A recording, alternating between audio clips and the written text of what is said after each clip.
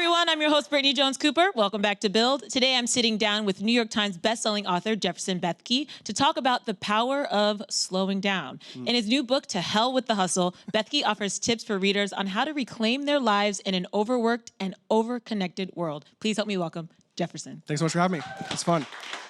How you doing today? Doing good. I mean, in New York, I love the city. Just got some coffee across the street. You can probably tell by the speed of my voice. I'm like that anyways without coffee, but excited to be here. Yeah, and you're in New York, sort of the place that's known for never slowing down. That's true. So I feel like you should probably just go out and start handing this book to people on the street. Right? This is the center of hustle at some level, but no, it is fun being here. Yeah. So before we get into the book, I just want to learn a little bit more about you. You have this really prolific presence on social media between YouTube and Instagram. So where did your journey kind of start with sharing your message? Yeah, probably 8-9 years ago, which is what, like 40 years in internet time, you know? Had a viral video come out, spoken word, long time ago. And then, yeah, since then, me and my wife have been able to kind of create, we just really like encouraging people on the internet. And so we'll use any type of ways that is, right? That's social media, that's internet, podcast, that's a YouTube video, and stuff like that. Which, by the way, I do have to say, this is a treat to be here in this seat because I'm a subscriber to your guys' channel. I love you guys. You guys are great interviewers, in depth, and it's really compelling, and I love it. Yeah, you know, we try. Yeah, it's good. You do it. It's always nice. I mean, there's so many people out there doing so much amazing work. It's actually an honor for me to get to sit down and chat with people. Yeah. Your faith is a huge part of the work you do. So tell me that decision early on to be somebody who is really proud of their faith at a time when, you know, a lot of people like to knock that down. Totally. I guess another way I would almost put it, and I talk about this in the book, is everyone at some level has faith. The question is just faith in what, right? Faith in your work, faith in a relationship, faith in some type of production that you're trying to create to give yourself a certain feedback, faith in money, right? A lot of people have and all I'm saying is that is trusting and putting your life on a particular trajectory in hopes that that thing will give you what you want, right? And so I think at some level that's the great equalizer, that everyone's people of faith. I just tend to believe that as a follower of Jesus, that there's something compelling about Jesus, who as even a historical figure who lived 2,000 years ago, whether you follow him or not, is really compelling, really beautiful, and a trajectory that I think is sometimes better than those things I mentioned. Yeah. That guides a lot of the work that you do. Yeah. And in reading the book, even still, you find yourself coming up against obstacles. And kind of in the beginning, you mentioned the emphasis for this book was your own sort of moment with your wife where you're like, we are doing too much. Yeah. Well, first of all, you read the book. I love that, right? You know, you get in these settings and it's like, you know, it's like they got a couple questions. Yeah. Thank you, by the way. And yeah, I tell that story in the very first chapter of, I think everyone can relate. You know, I'm 30 years old, and I think me and my wife just got to this place where I feel like we reached, you know, the millennials kind of get this compelling pressure behind us all the time in a subtle ways of like, you can call it the American dream, you can call it the hustle, you can call it whatever you want, right? But they're like this ideal we're shooting for, and it's usually, not always, but kind of, you know, be married by this age, have a job you love that's super meaningful by this age, you're gonna be making this much by this age. And a lot of us, either we don't get to that point when we're supposed to, and we get disgruntled, or my story in the book I talk about is we actually kind of, through luck and through viral video and all that, kind of got to these points, and then I still look at it and said, but this isn't delivering what I want. Do you know what I mean? And at some level, the American dream actually makes those things worse and worse, because the American dream puts you on a trajectory of only hustling more, getting busier, right? You're going to get, if you're doing that path, you're going to have more and more pressure financially with the mortgage you're taking on. You're going to have more and more kids, which is going to add to more and more of this. You're going to climb the corporate ladder in the American dream, and that's going to have more and more pressure there. And so I just kind of, that was the first, like, I don't know, is there something here? What's the breakdown? Is something going on? And then the whole book is me trying to unpack that, say, what's going on here? Yeah, and you really kind of call out millennials and like with statistics and basically kind of highlighting that millennials just are not happy with this American dream that we're all trying to go for. Well, I mean, I call it myself because I am one. Right. Right, yeah. But it's true. I think you just have to ask, man, no, I don't think any other generation has had more at their fingertips of being able to get what we want, when we want, how we want. You know, we're a Postmates culture, which amen to Postmates. Amen right? Yes, to Postmates. yes, Lord, right? Uber and Eats, however you do it. However you want to do it. It's amazing. And Seamless. Yes, Seamless, all of them. But that's our culture we live in at some level. And I think I just ask, man, like, we have everything at our fingertips, but isn't it giving it what we want? And then that's what the book is. You know, I say reclaiming your life, because I think a lot of times we feel sheepish about wanting the life we want, when I'm trying to say, no, you have permission to like grab it and reclaim it. Now, of course, all the circumstances you're not in control of, right? But you actually have power and permission to resist these things that are kind of just making us more anxious, more depressed. Like, you can turn your phone off. You literally can.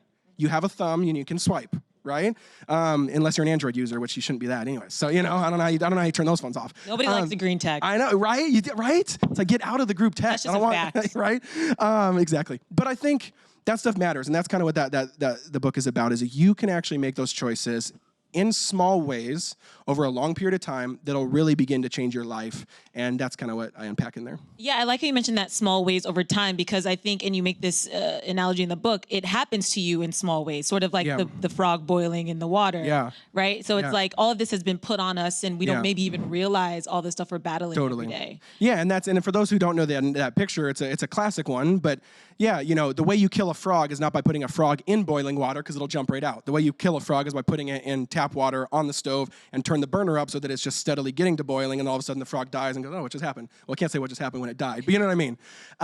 And that's, I think, a real good picture of like social media, phones, technology, the pace of our culture, the pressures of our culture are this kind of rising tide. And I think a lot of us are starting to boil alive and saying, this isn't, taking us where we want to go. Yeah, and especially in this goal-oriented culture we live in, you sort of talk about not making goals. Well, yeah, that was a fun part in the book when I was doing my research. That's literally a word that just wasn't used 100 years ago. Like, you can actually go on Google and trace, like, it's really fascinating. I forget what it's called. It's like Google something. It's one of their divisions where you can kind of trace uses of books. They'll take old books and put them in, digitize them so they can be searchable. And then you can kind of zoom out by like 100 years and put in a word and see like how popular that word is on certain years. Does that make sense? Yeah.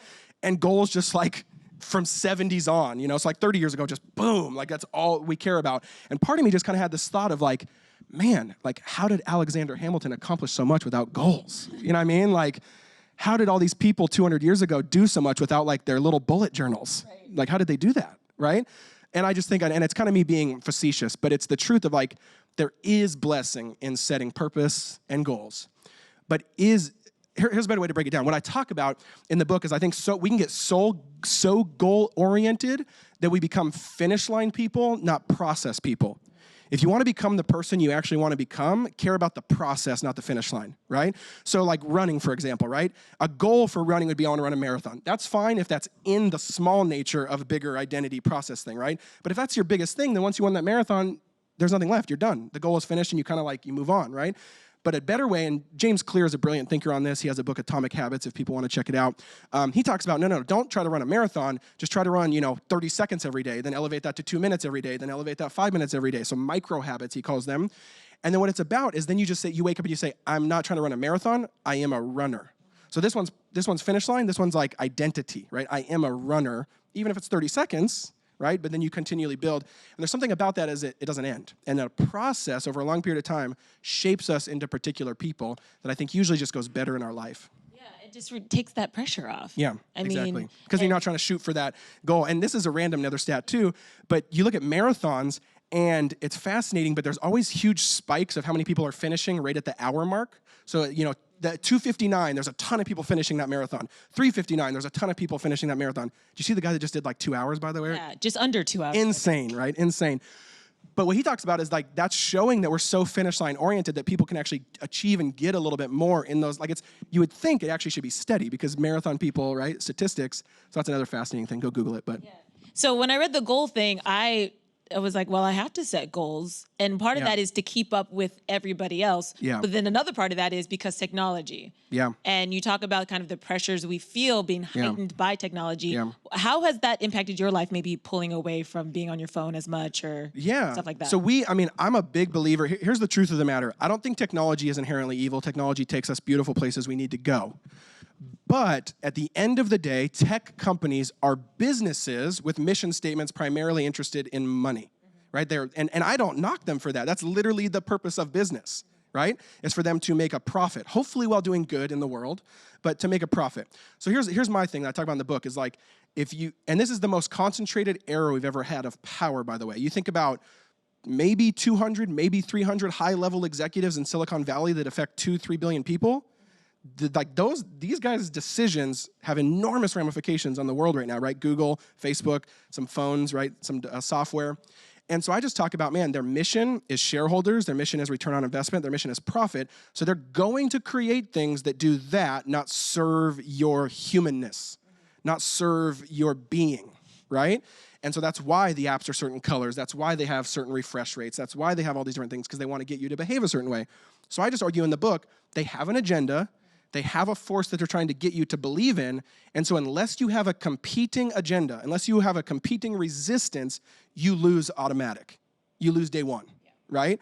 Meaning like for your humanness, like to develop yourself into a person of depth and richness and character and meaning and love. And so, yeah, so me and my wife have tried to experiment with what that looks like. Like how can we, and so we have, it's kind of silly, but I have this on my notes, actually. It's like 4 pages long, and it's called, our last name is Bethke, so it's the Bethke Tech Manifesto. And we write down, we have rules. This is how we're going to treat technology in our home, right? Technology is going to be on the fringes, not the center, because I do believe how you shape a space creates how you behave in a space. So if you have 17 TVs and everything in the whole, and every single couch is facing the TV, then I bet you're going to behave a certain way towards that TV. But if you hide the TV and you only have one TV and you don't have cable, I bet you'll behave a certain way with that. We don't let phones in our bedroom. I have like this funny rule I call the 1-1-1 rule. So my phone has to be off 1 hour a day, one full 24-hour day a week, and then 1 week a year. And people just, by the way, think that's crazy. You know, like what if something, like do you realize like 15 years ago that was everyone? Like, you do realize, like, that's how everyone's always existed? Yeah. The landline? Yeah, no, Okay. right? It's just like something might happen, but it's, something might have happened on the Oregon Trail 200 years ago, You're too. real old school. I mean, Okay. like, it might have happened. All That's right. just, yeah. Do you remember that video game, by the way, Oregon Trail? Oh, yeah. That was... Elementary school. Yes, that was legit. Like Beth died of a rattlesnake bite. Exactly. Ah, Beth. Exactly, and in the wagon. But I think, I just think, yeah, you have to have that competing agenda, and not just for, like, competing sake. I think one thing I would encourage people is, what trajectory do you want to put your life on, right? Do you want to center relationships? Maybe it's some type of education pursuit or goal, whatever it is. And then, yeah, shape technology to try to actually put you there and not hinder you there. Because a lot of it's hindering us, and so that's just the only thing I talk about in there. Yeah, I do feel like more and more people are starting to feel that instinctively. Like, I need to step away from this. I need to kick it old school maybe and write in a journal or hang out with my friends in person. Yeah. I mean, I do think technology is sort of reaching that point. Totally. We're naturally pulling back from it. Yeah, that's a really good point. And I did some research on this in the book where, I looked at, like, I think cocaine, I looked at smoking, I looked at coal industry and some of these other things. There's usually, I'm going to butcher it because I can't just think of it on the fly, but there's usually a 3 or 4 step process with any type of thing that is immediately beneficial to people, right? So like, cocaine, by the way, was in like Coca-Cola. Yeah. It was in things that normal people were consuming, and smoking is another one. Coal, all these different things of like, oh, coal is amazing. It's going to give us resources and energy and all this, and now we know the ramifications of that, right? Fossil fuels and all that. But I think I talk about this 4-step process where usually when something is really beneficial or helpful, first step is, oh my goodness, this is insanely the best thing ever, and we just are all like zombies, just like wanting to like, gorge on it, binge on it. And then the second one is usually like, this is the best thing ever, but I feel kind of weird when I'm doing it. It seems to be hurting me. The third step is like, oh, I think we need to like make some changes because this is hurting me, but I still really like it. And then the 4th step is just like full regulation, where we actually have rules, right? And I kind of call that like basically our enjoyment of something that's good for us always outpaces regulation by about 50 years. If you look at in historical context. And so I just argue in the book, I do think because of that, there will be strict tech regulation and almost like Surgeon General warning labels like there is on cigarettes in about 50 years. Yeah. So I just think that's an interesting conversation. Yeah, I don't think that's too far-fetched when you look at the rates of anxiety and things that and that's why I say increased. I mean, step 2 and 3, kind of in there right now. Right. Vape pens just skip past us. And before we go to audience questions, I do want to talk about the power of saying no, because I felt like that was really something important that people need to hear and remind themselves of. So why was that something you wanted to add in the book? Well, it's so important, right? I don't think you can live your best yes. That kind of sounds cheesy to say. I don't think you can live your best yes unless you know how to say a really good no, right? Because if you're not saying no, then you're kind of saying yes to everyone else's stuff and agenda and things. And so to have some focus and to have some discipline, you usually have to be really good with your no's. Now that's difficult with relationships. That's difficult with work. That's difficult with all these things. The one thing I just say in the book is it's kind of just pure math, right? So like there's only 24 hours in a day. Someone in the Oregon Trail didn't have any more hours than we do, but yet our connectivity is allowing so much more requests of us today than 200 years ago, right? So that's just pure math of like, we're able to be asked more of us than they were 100 years ago, 50 years ago, 1,000 years ago. And so, but we have no more time in the day. So the only literal explanation, unless you want to just go crazy, is the only possible way to survive that is by saying no more than anyone else has in human history. Because the more connectivity and kind of accessibility grows, the more you have to be able to say no because you're able to be reached by some rando kind of high school friend on Facebook that you never would have been reached by, right? And saying no may make you feel like you're being boring, but you actually say that's I love a good boring. thing. I think boring's amazing. I'm starting to love boring a little bit Yes, right, more. right. Yeah. And here's the thing. I use this analogy of boring in the book with my marriage to my wife Alyssa. You know, we've been married 7 years today. Today's our 7-year anniversary. happy anniversary. Thank you. I'm away from her, which is awesome. My books always come out literally like the week of our anniversary, so I think I've missed 4 of our 7 anniversaries because of books. Liz, if you're watching, I love you. I'm sorry. Flowers should be being delivered in a couple hours. Yes, okay. I should probably see this later, but I worked ahead. Yeah. The boring thing though, right? So like, when we first started dating, that was not boring, right? You start dating, you meet someone new, it's like flashy and exciting, puppy love, whatever you want to call it. Now, I would consider our marriage at some level boring, but I love that. And what I mean by that is like, you know, because here's why. Boring usually means intimacy. Boring usually means closeness, right? So me and my wife can sit on a couch and basically not speak for 2 hours, right? Why? Because of the intimacy there. If I was sitting on a couch with some kind of like maybe like acquaintance, you feel like you have to small talk and you felt it, right? But there's something about intimacy that just kind of pulls down the level of flashiness that I think boring's just being kind of a fun word for it. But I do think there's something, it's almost like depth is a better way to put it. But I think our version of boring is sometimes we're saying no to it at the expense of sometimes depth. Yeah. I feel like FOMO culture has gotten people, but it's like, just sit on your couch. It's cool. Exactly. Everybody's just at home Chill. watching Netflix anyway. Exactly. Like, don't Yes, don't buy pretend the you're not. hype. Yeah. Exactly. We do have a couple of questions before we get out of here. Who has the first one? Uh-oh. Oh, yeah, how you doing? What's up, man? What's your name? Yeah, my name is Khalik. Awesome. Yeah, how you doing? Good. I want to start off with this. I really agree with the host. Like, your brand is incredible. Yeah. It Thank is. you. I do. I appreciate that. It's like, you know, it's something, it's similar to Dude, hype me up. I like Mask this. and Okay. Kip. Heard you in the audience going, oh. Yeah. And that's the Yeah. best audience reactions ever, right? Right? Well, my thing is this. I did some research on you, if you don't mind. Uh-oh. And I wanted to take a ask turn. a question like, what was the thought process of you writing the book, It's Not What You Think? Oh, okay. So yeah, that was book number 2. Okay. It's Not What You Think. Good question.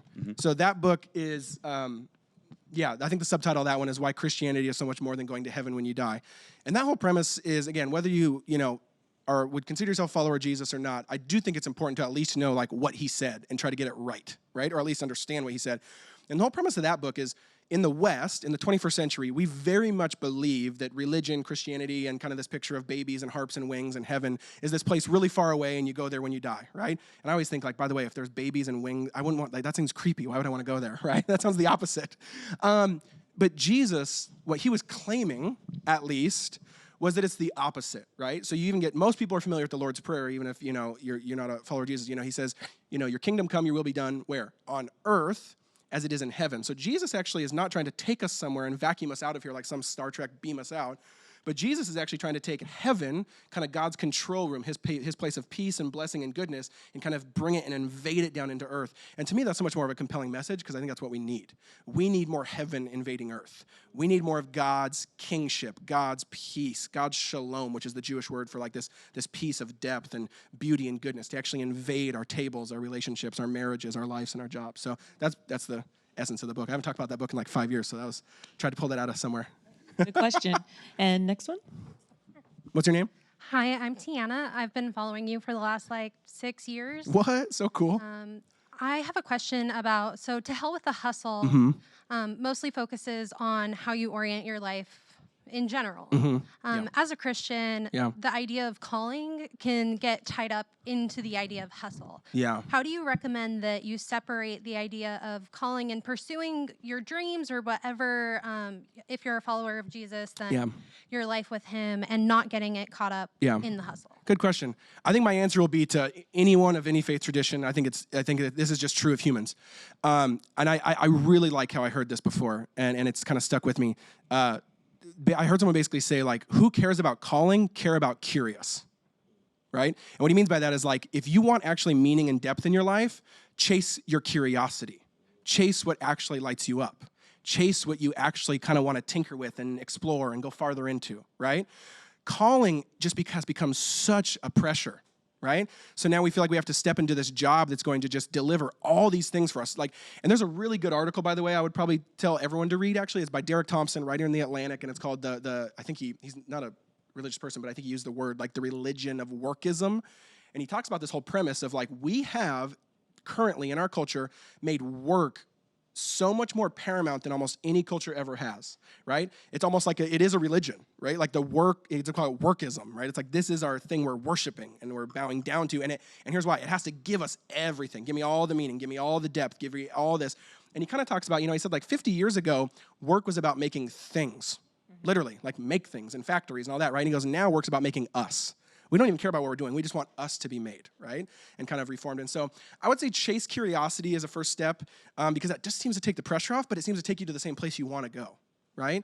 Another place I've heard this really good way to kind of know about calling is it's the place where I don't think they use the word curiosity, but I'll use it here, where your curiosity and the world's need meet, right? Kind of where the world's greatest, where the world's pain and what you care about collide. That's a really, really beautiful place to have a calling. So, yeah, and that takes years, and that takes a long time, and I think there's a big sandbox to play in there. I think one last thing I'll say there is I don't think calling is a bullseye on a dartboard. I think it's a lot more like a sandbox, right? So like a bullseye on a dartboard is you hit it or you miss it. You know what I mean? That's a lot of pressure, right? You got to hit the bullseye or else you just sucks to be you. You know, I mean, you missed it, right? You took the wrong job, did the wrong thing, whatever. When I think it's a big sandbox, first of all, because sandbox you can play in. 2, you can go in this corner of the sandbox. You can go in this corner of the sandbox, this corner, but you're still in the same sandbox. And so I think there's a lot more room to play there, but that's what I would say. Good question. That reminds you a little bit, you mentioned Mr. Rogers in the book. Oh, I love who's a Mr. Christian Rogers. man who was able to kind of like share his message. Dude was a legend. Somebody who it seems like really inspired you. Yeah. Do you use him to sort of kind of navigate this world of having your faith in your message, but also having like bigger themes that you want to talk about and share? Sure, that's a really good, I never thought about it like that, but yeah, I certainly see him as exemplar in that way. But then, yeah, I mean, Mr. Rogers is a legend, is he not? Like, come on. Oh, I love that guy. See the documentary. The Tom Hanks one's coming up soon. I read all his books. Kind of like, I geek out on the way people geek out on Harry Potter. I do it on like a real man named Mr. Rogers, R.I.P. But man, yeah, I think there's a couple things about him that are really compelling. And I've mentioned this earlier today too, but I'll just give the brief version is I talk about him like 6 different places in the book. One place I talk about him is the chapter on silence. He was a real big believer that silence was not space that automatically need to be filled. And we believe that today, right? Just like you got to turn on Spotify, you got to put something on, you got to hear noise. Rather than silence can be a really sacred, beautiful space for just like centering yourself, thinking about things. And he had this cool practice where he would basically, at the beginning of every meeting for like 30 years, he would basically start with 60 seconds of silence and he would say, I'll keep the time. And his process was he would tell everyone to think of someone that they loved who had an impact on them. And he did that for like 40 years, and I told the story earlier. He even took that into the White House. He sent with Bill Clinton, Hillary Clinton, some of these execs from PBS and all these different things. And in front of the president, he goes, no, we're just going to take 60 seconds. I'm like, what a commanding man, right? Like, what a boss, by the way. But that's who he is, right? He was a guy that was so firm in what he believed that he was willing to take it everywhere. And I think that practice of silence so bleeds through on like his anchoredness. You totally can see it in him, right? One last little nugget I tell people to go look up. I think it was his Emmy speech of like 1997. I talk about in the book. It's just like the best 10 minutes on YouTube, so go watch it. Yeah, I looked it up after. Isn't it crazy? I'm like, wow, he really can command a room. Everybody listens to Mr. Rogers, though. So. And he was so slow, yeah, quiet, and like silent with that, but just the dude commands a room. Yeah. Well, it's been really great chatting with you. There are so many things in the book I think that New Yorkers need to hear specifically, but I'm sure a lot of readers, will take away something. So if you guys want to check it out, To Hell with the Hustle is available on October 15th. Put your hands together for Jefferson Bethke. Thank you.